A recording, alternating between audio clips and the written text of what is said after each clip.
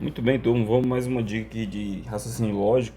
Essa questão bem interessante para quem está cursando comigo lá no cursinho, essa turma da Polícia Civil e do quadro da saúde. Essa questão é a questão de número 40 da nossa apostila, no assunto de diagramas lógicos. Tá? É a última questão do assunto. A gente fez ela na sala de aula, então eu achei legal essa questão e resolvi trazer aqui. Bom, essa questão é interessante pelo seguinte: ela é uma questão de implicação lógica, né? Ele fala aqui de argumento, só que não tem a conclusão, né? A conclusão vai acabar sendo uma das alternativas, então por essa característica a gente chama de implicação lógica. Bom, aqui foi dado para a gente duas premissas: premissa um, premissa 2. Ambas são proposições condicionais. As duas premissas são proposições condicionais. Então, estou marcando aqui para a gente poder definir quem é a primeira parte, quem é a segunda. Então, se João estudou, então Paulo foi aprovado no concurso. Depois, se Paulo foi aprovado no concurso, então Ana não é dentista. E aí vem as opções. Então, quando ele pede, quando ele pede aqui um argumento válido, na verdade ele está te pedindo qual é a conclusão. Qual é a conclusão? É isso que ele está pedindo. Porque o argumento ele é feito de premissas e conclusão. As premissas estão dadas aqui, então a conclusão é o que está faltando para você ter o argumento válido. Bom, pelo que a gente viu, o argumento ele é válido quando a conclusão for verdadeira, ou melhor, ou em outras palavras, quando ela não puder ser falsa, quando ela for absolutamente verdadeira. Nós resolvemos essa questão em sala de aula, só que lá a gente teve uma dificuldade em relação às questões anteriores pelo seguinte: quando eu tenho aqui entre as minhas premissas uma que seja simples, eu começo por ela. Nesse caso, a gente não tem nenhuma simples, as duas são compostas. Tranquilo. Tem um caso de composta que na verdade é melhor que simples, que seria a proposição composta pelo conectivo e. Se eu tenho A e B, e isso sendo premissa, isso vai ser verdadeiro, o conectivo e só admite verdade quando tanto A quanto B forem verdadeiros. Então, com isso, eu tenho segurança para definir o valor dos dois lados da minha proposição, do primeiro e do segundo. Só que nesse caso aqui, isso não ocorre, porque as duas proposições que são premissas são compostas pelo sim então. E aí fica muito trabalhoso para a gente chegar a essa conclusão. Pelo seguinte, relembrando aqui a tabela verdade do sim então. Se eu tenho uma proposição A e uma proposição B, a proposição A então B, eu vou ter a seguinte situação: eu posso ter VV, VF, FV, FF. E nós sabemos que a proposição condicional ela só ocorre falso para esse caso do VF. Aqui ela ocorre falso. Em todo o restante ela ocorre verdade. O que acontece? Quando a gente estuda argumento, a primeira coisa que a gente define é que aquilo que é posto como premissa vai ser admitido como verdade. Tranquilo, até aqui eu estou só relembrando o que a gente já estudou, né? Se você está vendo esse vídeo pelo YouTube e não participou da aula, então eu pressuponho que você já estudou essa definição de argumento. Senão, de fato, vai ficar um pouco vago aqui para você, mas o foco dessa questão em si já é para o pessoal que já viu a definição de argumento. Então vamos lá. O problema, turma, é que para a gente ter essas verdades, ó, na proposição condicional, ela pode vir de três formas diferentes. Ela pode vir com as duas partes verdadeiras, por exemplo, aqui verdade e aqui verdade. Isso dá verdade. Ou então, ela pode ser a primeira parte verdadeira e a primeira parte falsa e a segunda verdadeira, seria V aqui e F aqui. Ou ela pode ainda admitir verdade onde as duas partes são falsas. Então, para cada uma dessas duas premissas aqui, eu tenho três modos diferentes de obter essa verdade. Então, se eu for fazer testando, né, 3 de uma vezes 3 da outra, eu vou ter 9 combinações diferentes aí entre esses valores. Então, não dá. Nós até resolvemos ela pela tabela verdade. Ficou bem extenso.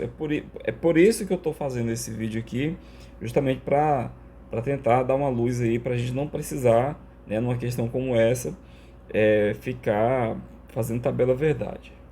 Bom, então vamos lá, qual é a dica? Nós trabalhamos em sala de aula com aquele método de resolver pela conclusão falsa. Então é isso que a gente vai utilizar, só que a gente vai utilizar aqui as alternativas como cobaia. Então eu vou pegar aqui a alternativa A, eu vou dizer que ela é falsa. Se eu fizer a alternativa A falsa, ela não pode ser conclusão de um argumento válido. A conclusão de um argumento válido não pode ser falsa. Se eu conseguir fazer ela falsa, então eu descarto ela como resposta. E a resposta, obviamente, vai ser aquela que eu não consegui fazer falsa. Tá bom? Como assim conseguir fazer falsa? Eu vou colocar que ela é falsa. Ela é uma proposição condicional. Eu sei, né, pela tabelinha, vou até tentar voltar a tabelinha que estava aqui, deixa eu ver se eu consigo, apaguei. Isso, vou deixar ela aqui por enquanto. Deixa eu só reduzir um pouco o tamanho dela, para eu usar esse espaço aqui para anotações. Então tá aí, vou deixar ela aqui nesse cantinho aqui, pronto, tá aqui. Então olha só. Eu vou colocar de novo que ela é falsa, beleza. Ela é uma proposição condicional, como as duas lá das premissas. Então, ela só vai ser falsa nesse caso aqui, ó, quando ocorrer VF. Nesse caso, ela vai ser falsa. Ou seja, a primeira parte é V e a segunda parte é F. Então, nesse caso, esse João estudou é V e esse Ana é dentista vai ser F. Bom, então agora eu já tenho esses valores de João e de Ana. Eu vou jogar esses valores lá nas premissas. E aí, como é que eu vou saber se eu consigo deixar ela falsa? Se após eu atribuir esses valores, eu continuar com as minhas premissas verdadeiras, é porque essa alternativa A não pode ser a resposta, uma vez que ela admite a falsa. Então vamos lá. João estudou. Onde é que eu tenho o João? Eu tenho aqui na P1. João estudou. É a mesma proposição, exatamente igual. Então também é V. Agora, Ana é dentista. Onde é que fala da Ana? Fala na segunda parte da proposição 2, na premissa 2. Só que atenção, aqui fala que não é. Se eu disse que é falso, que ela é dentista, não é dentista, vai ser o contrário, vai ser verdadeiro. Tranquilo. Agora, essa parte aqui do Paulo é a parte que eu vou colocar o valor, que eu vou escolher de forma conveniente. Vamos lá, como assim conveniente? Olha só, a premissa 1, eu preciso que ela dê verdadeiro. Se ela ocorrer VF, como está aqui no exemplo, então vai dar falso. Então eu não posso ter VF. Como eu já tenho esse V aqui, eu não posso ter um F na segunda parte. Portanto, essa foi aprovada, ela é obrigatoriamente verdadeira. Com isso, eu consegui essa verdade da premissa 1. Agora eu vou ver se eu consigo a verdade da premissa 2. A premissa 2 começa com Paulo foi aprovado. Isso é exatamente igual ao final da premissa 1. Portanto, aqui também é verdadeiro. E verdadeiro, então, verdadeiro é o primeiro caso, ó, ele é verdade. Só é VF, só é falso quando é VF. Portanto, eu também consegui a outra verdade. Veja, se eu conseguir as duas verdades das premissas, mesmo admitindo a conclusão falsa, é porque essa conclusão não pode ser a conclusão que torna o argumento válido. A conclusão que torna o argumento válido, ela não vai admitir falso, né? Ela vai aparecer algum erro lá nas premissas. Então eu descarto a letra A e aí eu vou testar a letra B e assim por diante. Então é um método que também é de certa forma trabalhoso, mas é bem menos trabalhoso do que fazer tabela verdade.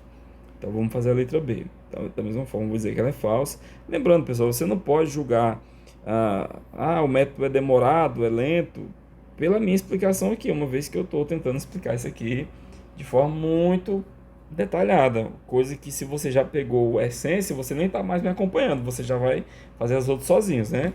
E aliás, é isso que eu espero de alguém que está estudando, é que quando, poxa vida, ó, destravou, não vou nem ver mais esse vídeo desse cara, eu vou resolver as outras, tá bom? Dá uma pausa aí no vídeo, faz, e você aprende muito mais dessa forma. Então vamos lá, se a letra B for falsa, como ela é condicional, é o mesmo caso, VF. Agora o que eu tenho aqui? João não estudou, é V. Então lá na 1, quando diz que ele estudou, fica F. Ana não é dentista, é F. E é exatamente o que está escrito aqui. Ana não é dentista, na segunda parte da 2. Portanto, é F também. Vamos lá. A premissa 1, como ela começou com F aqui, ó, não tem mais risco de ocorrer VF para ela. Para ocorrer VF tem que começar com V. Então a gente já garantiu a veracidade da premissa 1. Então eu não vou atribuir valor para a segunda parte, uma vez que esse valor ele não é necessário para eu determinar o valor lógico. Eu vou deixar esse valor disponível para eu ver a premissa 2. A premissa 2 eu preciso que ela dê verdadeiro. Ela está terminando com F. Se ela está terminando com F, ela não pode começar com V, né? Para não dar o VF que dá falso. Então, nesse caso, basta ela começar com F. Como eu não usei lá em cima, na premissa 1, eu tenho disponível. Então F também é V. É a última linha da tabela verdade. Ó. F então F também é V. Portanto, a alternativa B, assim como a alternativa A, não pode ser a resposta da questão. E você vai continuar fazendo essa análise aí até chegar à resposta. Tá bom? Eu vou já direto para a resposta, porque a gente vai só chover no molhado aqui. A resposta, como a gente viu lá, é a alternativa D. Eu vou dizer que ela é F. Ela é uma proposição, todas são condicionais aqui nas alternativas, então não tem mudança, é a mesma regrinha do VF. Da Vera Fischer, né, para quem é mais antigo aí nos estudos. VF. Vamos substituir lá em cima. João estudou é V. Lá na 1 está dizendo que João estudou, também é V. Está dizendo que Ana não é dentista, é F. E aqui está escrito a mesma coisa, Ana não é dentista, é F também. Agora olha só. A premissa 1, ela começou com V. Então eu não posso ter F como na parte 2. Portanto, a parte 2 é obrigatoriamente V. Então, ok, a premissa 1 ela é verdadeira, eu consegui fazer tranquilo. Quando eu vou fazer a premissa 2, esse valor de V aqui, ó, ele vai ser transportado para cá, porque ele é o mesmo, é a mesma proposição. E aí o que acontece? Aqui vai dar o VF. Então a premissa 2 não fica verdadeira. E se você tentar fazer a premissa 2 verdadeira, quem vai ficar falso é a 1. Ou seja, de qualquer forma, ao colocar esse F aqui na proposição da alternativa D, nós vamos ter como consequência disso que uma das premissas vai ficar falsa. Como eu não posso ter premissa falsa, eu sou obrigado a considerar que esse F aqui é inexistente. Se eu não tenho falso na minha conclusão, essa conclusão valida o argumento. E essa é a resposta que a gente está buscando. Então, pessoal, é uma forma de resolver, é uma forma de fugir, né, do uso da tabela verdade. Eu, particularmente, achei muito bom isso aqui. Na verdade, foi uma colega na sala de aula que deu a dica. Professor, se a gente fizesse o método da conclusão falsa, a gente já vinha fazendo, mas para proposições que tinham uma só conclusão, né?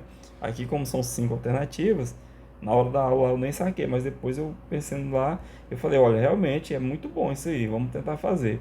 Acabou que não deu tempo de fazer na aula, e aí eu resolvi fazer esse vídeo para vocês. Turma, lógica, tudo na vida, né? Eu tô falando da lógica porque é a área que eu trabalho, que eu leciono. É esforço, é repetição. Para todo mundo isso é muito estranho, muito difícil. Mas para quem já estudou, vai ficando cada vez mais claro, tá bom? E para quem estudou lógica, para quem já é bem veterano em lógica e estudou por tabela verdade, sabe que é um método muito contraindicado na hora da prova. Você não tem espaço suficiente no espaço da sua prova para estar fazendo uma tabela e muito menos tempo para fazer. Então, esses macetes acabam salvando a sua vida. Uma questão como essa aqui é uma questão bem diferente. Mas se você pegou aqui, se cai uma lá no mesmo estilo, você já sabe. Eu vou lá para as alternativas lá e vou testar uma por uma. Tá bom? Então, forte abraço a todos. Qualquer dúvida, coloque aí nos comentários. Se você estiver vendo esse vídeo pelo YouTube, eu não sei bem por enquanto onde eu vou postar, mas pelo canal que você receber, você pode entrar em contato também e tirar alguma dúvida. Forte abraço, eu espero que vocês tenham entendido os conceitos aqui.